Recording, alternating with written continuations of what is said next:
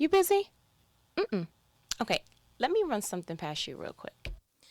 The older or the wiser that I become, I am no longer a fan of accepting something at face value. I'm no longer in a place that someone can just say something and I just believe it. I do believe, maybe because I'm from New York, I do believe that doing so is a representation of being naive. And I had a few things that happened this week that I was just like, I gotta pick up the phone to share some things with you that are coming across as life gems, if you will. So one of them, and it's excellent. I love the fact that I can pull something from the Bible and then something actually from a TV show that my husband and I have been watching. So you already know that I'm not a TV girl, right? So everything that I start to watch and I'm like, oh, this is a great show, I'm either super duper seasons behind or I'm late to the show. But nevertheless, I'm a part of the wave. You understand? But so the show that I'm referring to, which I'll speak to after I speak about the Bible verse, is Married at First Sight. This particular season, I think it was 9, and it was in North Carolina, Charlotte to be exact. But put your finger on there for pause because I'm about to just go ahead and just pull from the Bible real quick. So I was reading the infamous verse, Luke 22, and starting at 31, where pretty much Peter was telling Jesus, like, yo, I'll go to bat for you. I'll do this, that, and the third. And then Jesus was like, sir, have a nice day, because before the crow, before the rooster crows 3 times, you're going to go ahead and deny your boy. But I wanted to take a different look at it because, again, I'm in this realm and stuff is opening up a little bit deeper. And I'm like, I never really seen it that way. So, again, Luke 22, verse 31. I want to jump right into it. So it says, Simon, Simon, Satan has asked to sift each of you like wheat. 32. But I have pleaded in prayer for you, Simon, that your faith should not fail. So when you have repented and turned to me again, strengthen your brothers. 33. Peter said, Lord, I am ready to go to prison with you and even to die with you. 34. But Jesus said, Peter, let me tell you something. Before the rooster crows tomorrow morning, you will deny 3 times that you even know me. 35. Then Jesus asked them, when I sent you out to preach the good news and you did not have money, a traveler's bag, or an extra pair of sandals, did you need anything? No, they replied. But I want to go ahead and stop there because he's pretty much just letting them know, listen, just trying to prep them for what's getting ready to happen. And y'all going to go through some things, but don't worry about it. I will never send you out empty handed, that kind of thing. But I want to reverse back to the transaction between Peter and Jesus. Now, we all look at Peter, if you know the story, later on, Jesus gets taken away and he's following alongside of them. And on 3 separate occasions, people were like, wasn't you one of the followers of Jesus? Peter was like, no, I don't know what you're talking about. Then somebody else happened. It was like, but you sound like him. And he was like, woman, I don't know what you're talking about. Like, he was starting to get a little bit more amped. Like, real talk, read the rest of Luke 22 and you'll start to see that. But I wanted to go back to that mindset because I think Peter gets a bad rap. Peter we look at it like, Peter, you hung with Jesus 3 years, sir. And the time that he needed you to stand strong, you went ahead and bucked at the knees like, no, I don't know him. 3 times, though? Like, and then you started getting crunk, like, no, woman. It literally, he uses the word woman. No, woman, I don't know him. And so I felt some kind of way because I was like, it can't be a heart thing. Because I know that the Bible says, especially in 1 Samuel, that God looks at the heart. So it couldn't have been a heart thing. Where did that denial come from in Peter? Because there had to be a love there. Because we know that once Jesus got taken away, Peter lifted up his sword and was like, cat, cat. Went ahead and chopped off the ear of the soldier. So we know that it's not a hard thing. So what happened? And this is what was revealed to me. Going back to Luke 22, the 33rd verse, Peter said, Lord, I am ready to go to prison with you and even to die with you. You know what I hear? I hear a man that was chosen by Jesus to be one of the disciples, didn't ask any questions, and didn't even inquire, where am I going? Can I go back and tell my wife and them I'm not going to be back for this set time? Didn't give no lip. It was just like, follow you, cool, nothing else to be said. Oh, you going to change my name from Simon to Peter? Cool. I ain't even going to give you no heat behind that. You want to go ahead and just be, Social Security giving out different names and stuff? Listen, I could do that too. But get into the mindset that he followed Jesus for 3 years. Everything that Jesus wanted him to do, Peter was like, cool, because I'm following you. Jesus is walking on water. Everybody's scared. Peter's like, listen, if that's you, Lord, call me out. I'll come on there. Everything that Peter did, whether it was small, significant, whether it was bold acts of faith, whether it was, you know what, God, I've been sitting out on this boat all night, but if you come out here, Jesus, and say, go ahead and throw my net to the said direction that you said, even though I feel like, bro, I've been out here all night, but I'll go ahead and throw this particular net. If you say to do it, then I'll do it. If you on the water and you called me and to tell me to come out here with you, I'll do it. If you say that my name is now going to be Peter, then my name is Peter. If you say come and follow me, then for 3 years I will follow you. Nothing else to be said. Peter said, Lord, I'm ready to go to prison with you and even to die with you, which means that he said, I can do anything as long as you're with me. But this tested him in the realm of, what do you do when Jesus is no longer with you? What do you do when Jesus is no longer near you? What do you do when it's time to stand strong and be brave, and now you have to go ahead and do all these miraculous things without Jesus in a close proximity anymore? What do you do? We have seen Peter do some amazing things in this thing called the Bible. Like I said, he took swords and was like, y'all not taking him. Y'all not taking him. Have a nice day. I've been following Buddy for 3 years, not without me. And he spoke exactly what he knew he would be able to do. I am ready to go to prison with you and even die with you. Meaning that, sir, the Bible says to have a humble assessment of self. And Buddy pretty much had a great assessment of himself. And the assessment is, I can do anything if you're with me. I will go to uncomfortable measures if you're with me. And I will go back under 6 feet if you're with me. But he never, ever, ever had the chance to exercise.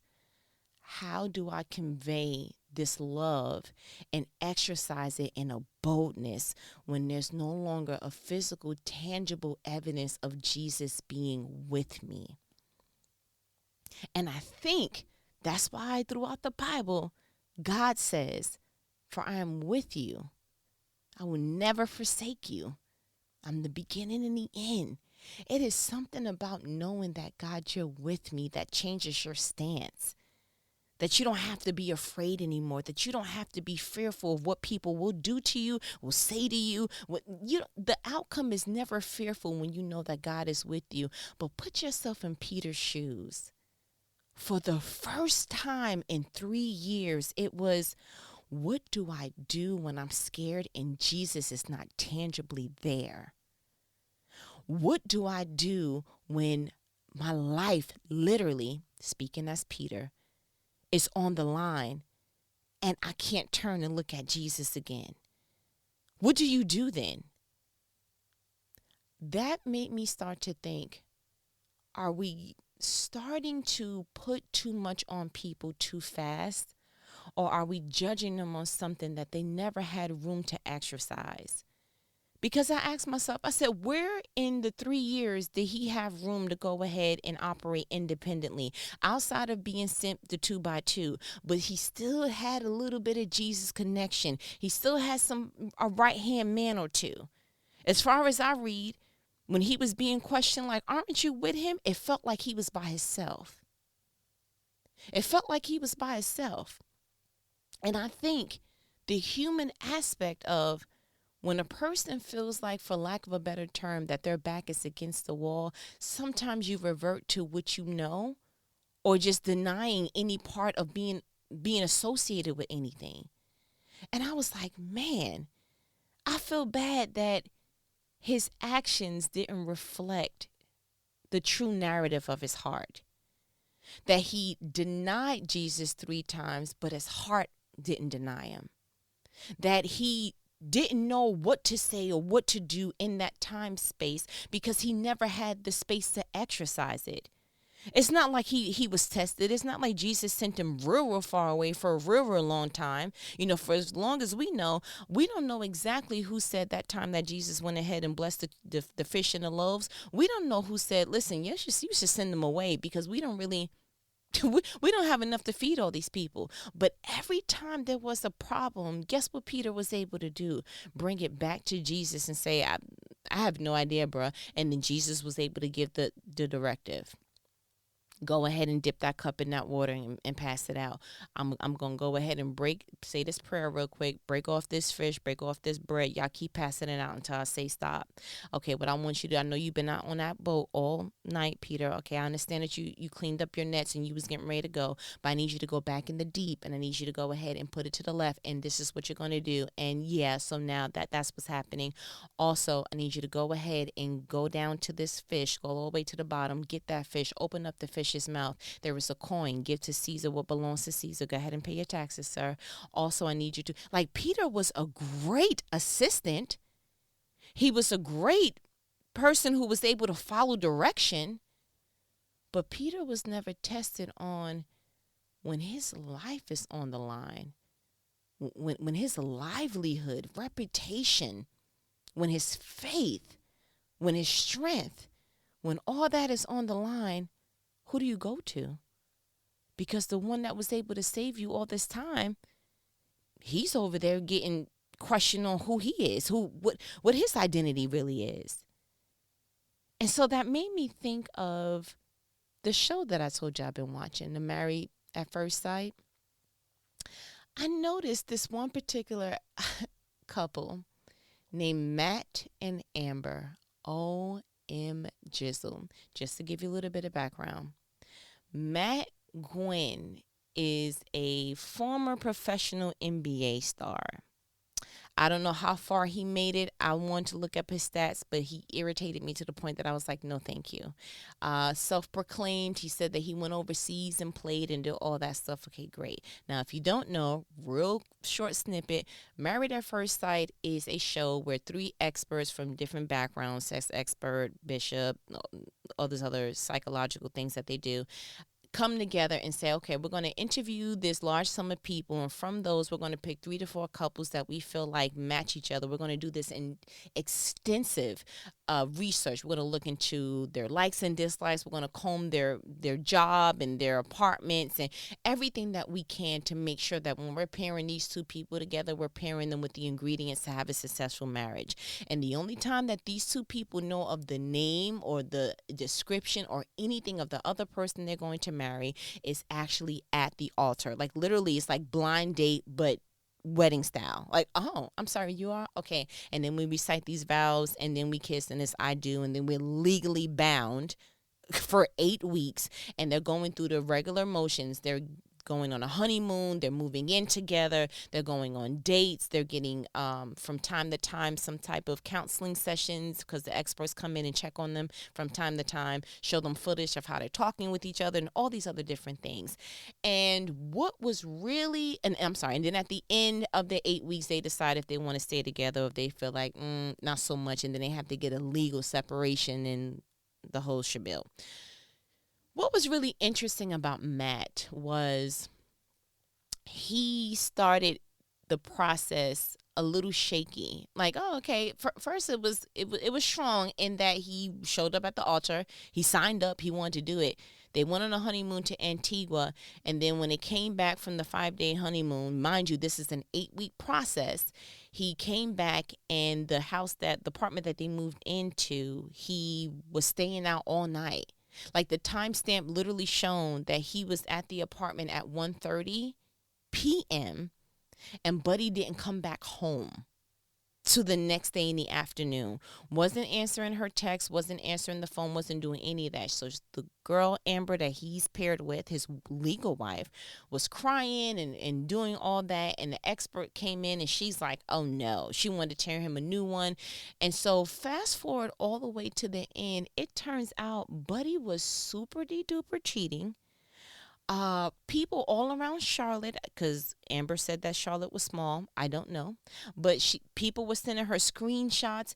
During the process, he's talking to different women. He was talking to women at bars and leaving with them. He was on sites talking to people. It was just like, are you serious?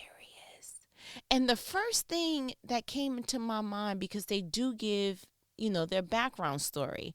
He said that he was on his own since he was 16, and that he's used to kind of like living out of a bag, because he would be overseas for 6 months and then he'll come back home for 6 months, but he never really had a steady place of his own. So he would kind of just from post to post, just sleeping at people's houses. His family and him weren't tight, and he didn't want his family to know. So none of his family even knew that he was married, let alone was at the wedding. So that was like red flag number 99.6. But the thing that kept ringing true to me at the end, seeing all the dirt that he did, I felt for Amber tremendously, because I could see that she was really in it. But the one thing that I kept questioning was, when I scanned the life of Matt, I didn't see any evidence of anyone who was able to do a thing, stay with a thing, and see it through. Even his profession is 6 months on, 6 months off. Even him saying he's not close to his family. He hasn't been close to them since 16. Now, listen, I get it. Dysfunctional families, all that, I get it. But you have to understand, he did not see commitment follow through. He only seen commitment follow through up until the age of 16. Then he says something else, that his parents recently, after 29 years, 31 years, something to that effect, that they decided they no longer wanted to be together. And he was real angry about that. Like, why couldn't they push through? And so that's another layer of him not seeing commitment. Him living out of a bag, where he was literally a suitcase child. Like, it was just like, I'm cool with just staying here. With a suitcase and having all my belongings just zipped up at one time. Him not having that thing of being able to plant roots and really commit to a thing. Now, as much as I wanted to throw tomatoes at my TV screen and go, how dare he, and I expected more, the first question that I had was, well, where did he show commitment anywhere else in his life? So he didn't see commitment that much in his parents. He chose not to see it, in that they didn't keep their marriage together. He didn't see a parental commitment, in that they didn't raise him all the way to, his childhood. 16, you're not grown at 16. It ain't even someone, you can't even do a whole bunch at 16. You can't even vote. So have a nice day. Where was the commitment? Was he in long relationships? I always feel like, what did someone practice in order for you to feel safe to say, you know what, I trust you with this next phase in life? What did Matt practice consistency and commitment to the point that the experts or Amber would have trusted, I entrust you with the monogamous state of this marriage? Just like looking at Peter. Where did Peter practice, I can stand for Jesus on my own 2 feet, even if it requires me getting into something that makes me a little bit uncomfortable, but I can do that? Where did he practice that absent of Jesus? Not an earshot away, not okay, well, we were in the sea and we didn't catch anything, so I'm going to go back because Jesus is on shore. Do you see the parallel that I'm driving? In your own lives, in your own relationships, I want us to start asking that question, even with yourself. Like, okay, you deal with certain people at your job and you're just like, bruh, I am so over it. Such and such is irritating me. I don't know how much more I can take. You have to start asking yourself, where in your life have you learned to deal with difficult people, push through on it, and come on the other side of, I know how to deal with your kind? In a relationship, when people are not being their best, they're not giving you your best. And can I just say this? I want us all to stop being in relationships where all we are dumping grounds for somebody else's previous hurt. Everybody's walking around with some kind of crack in their vase. People, you don't give people the pass to come along and shatter that a little bit deeper. We don't give people passes on that. You should be at the stage in life that you're like, look, either we're going to help, mend each other, or you're going to have to go ahead and excuse me because I can't be a part of this. And it has to be that real. You have to start looking at people like you either are going to continue to break me or you're going to help mend me. And that should be the reciprocation of the relationship. Hands up in the air, surrender style, vulnerability, compromise. I'm not here to break no other parts of you. I understand that people's hearts are fragile. I understand that people's egos are fragile. I'm understanding the fragility of all things humanity. But at this point, you need to start looking at actions on all things encompassing people and be able to identify early before you give your most sensitive organ and say, do you have the potential to mend me, or are you here to go ahead and do what everybody else did? And it's okay if you come across some people that you're like, I had big dreams for you. But it should not be I'm going to continue this process of trying to see, if it would change. If people are showing you, no, they never took this class to be able to pass it enough to show you a score that makes you feel like they're graduation ready. You see what I'm saying? Or B, just get to a place that you like, you know what, you can practice, but not with my heart. Absolutely not. You can go into the field of life. I'm just not going to be your sparring partner at all. Excuse me, sir. Have a nice day. And looking at these two extreme parallels on the spiritual realm with Peter and Jesus, and Peter denying Jesus, and then looking at this show and looking at how Matt did Amber, there were times that her friends and things were saying, you don't have to continue this process. And she just kept saying, I want to make it work. I want to make it work. I look so much into this marriage. And it was like, at some point, you have to admit this person is not ready for this next stage. And thank God that the only time Peter denied Jesus was that one time. After that, Peter did what he needed to do. You know what I'm saying? He super redeemed himself. Shouts out to him all the way through. But are we giving people the opportunity to redeem themselves? Or are we giving people the opportunity, again, to spar in a sensitive area of our lives that can continue to break? We don't need domino effects in our souls anymore. I'm not interested in that. So looking at your own life, are you looking at relationships and like, I'm going to give him or her the umpteenth chance again? Really? No, we're not doing that. We're not doing it at all. Are you bouncing from job to job? And it's just like, listen, can I just go ahead and put my hand on your knee to show you how serious this conversation is? You are going to be irritated by people at your job. Irritation is shouldn't be the catalyst that makes you say, I'm going to go ahead and look for something else.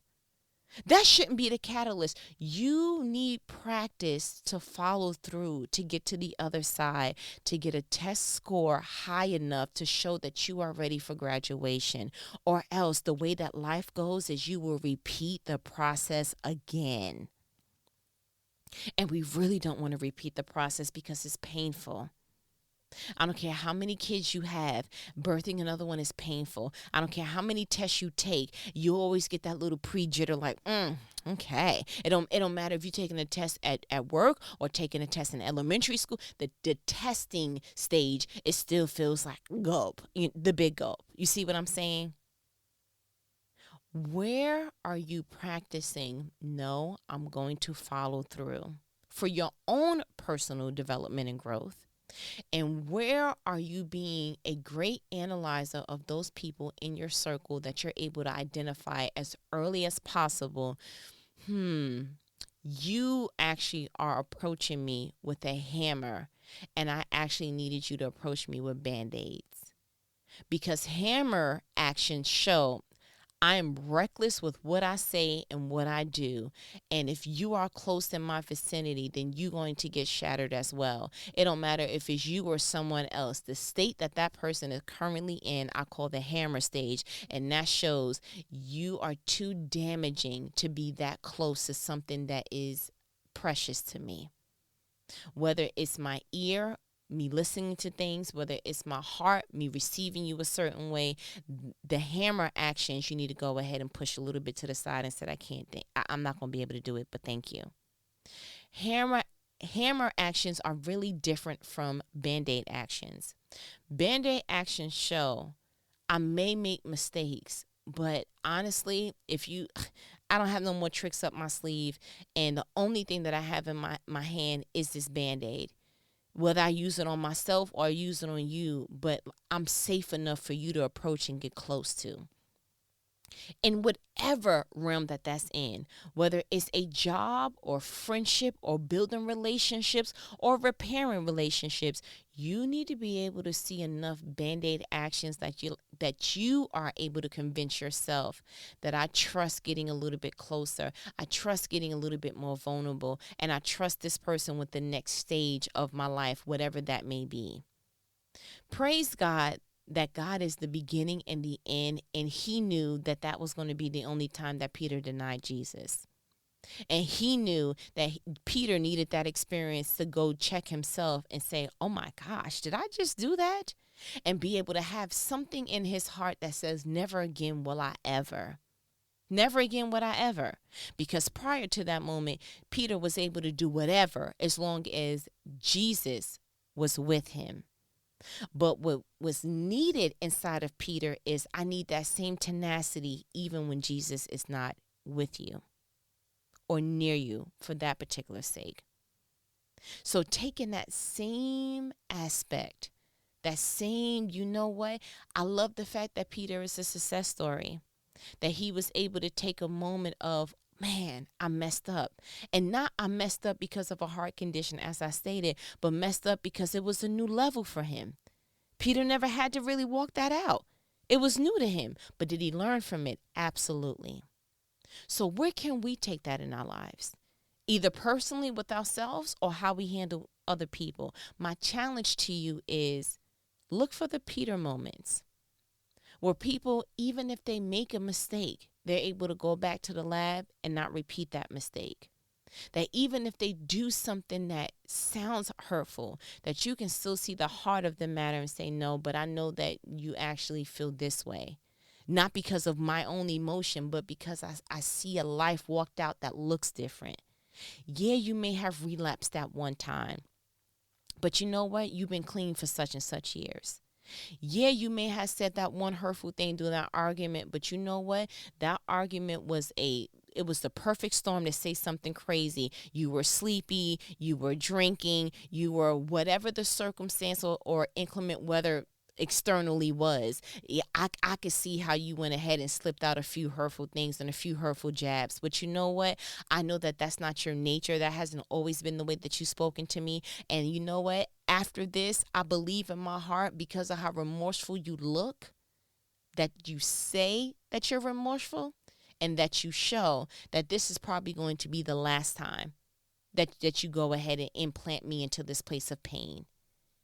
Remorse is huge when it comes to will you change? Because we're not looking for people to be perfect. Jesus already walked that out for us. We're looking for people who actually want to be better than what they were. And so I wanted to pick up this phone again and just pull from the spiritual aspect of Peter and Jesus, and then the natural realm of just looking at that show and going, oh my gosh, this guy didn't show any remorse. If you were to see the reunion show for Married at First Sight with Matt and Amber, you would be like, what is the problem? Super cold to her. She was even like crying and kind of like reliving stuff. And he was just like, bro, I'm only here because they paid me to come here. Like, that was his demeanor. Nothing remorseful at all. So if you came on this phone call just kind of like in the back of your heart and your head kind of wondering like, well, what are the steps? What's the surefire way that I would know that that it won't happen again? Like, what do you do? And what it really is the key of it all, the component that always reigns true is remorse. Remorse and being close to someone enough that you know that is not the true contents of your heart. Because Jesus was able to look at Peter and go, sir, that rooster's going to crow 3 times. You're going to go ahead and deny me. But Jesus was near Peter for 3 years to know, but I know that's not your heart. I just know that's going to be real tough for you to be away from me and be by yourself. It's going to be real tough for you to be outside of your comfort level. That security blanket's going to get snatched. And you know what? I can't even blame you because you're human form. But been around you 3 years, sir, and I know your heart contents. And I can go ahead and tell you where you're about to mess up and have this assurance that you won't do it again. There is something so powerful behind that. Do you see where I'm going with that? And I really do feel like you got exactly what you needed. You got exactly what you needed. Remorse, it goes a long way. And it's not a performance. It's not a, oh my goodness. It's, did you get close enough to that person to be assured that this won't happen again? Did that person walk out different forms of what they're showing you in this remorseful state? Do you really? Because, being a parent, you see it. You messed up a couple of times in situations and was like, wow, I really messed up on that job task. I really dropped the ball, and that wasn't my intent. Like when I said such and such, I didn't want her to. I know it sounds like that, but that's not what you see what I'm saying? But I feel like you got what you needed. I don't want to add anything else to that. I feel like you got exactly what you needed. And you know what these conversations are? They are life-provoking conversations. Conversations that you like, you know what? I needed that. I needed that because I was wrestling with something. Or you may go ahead and want to hold on to the things that's being said and watch in a few weeks. You're like, you know what? Just had a conversation with my favorite homegirl about this same exact thing. I was ready for this. Thank you, Lord, for letting me have that conversation. And now I know how to look at this through a different lens. Okay? But as my good nanny says, all right, I ain't gonna hold you. You know what needs to be done. Later.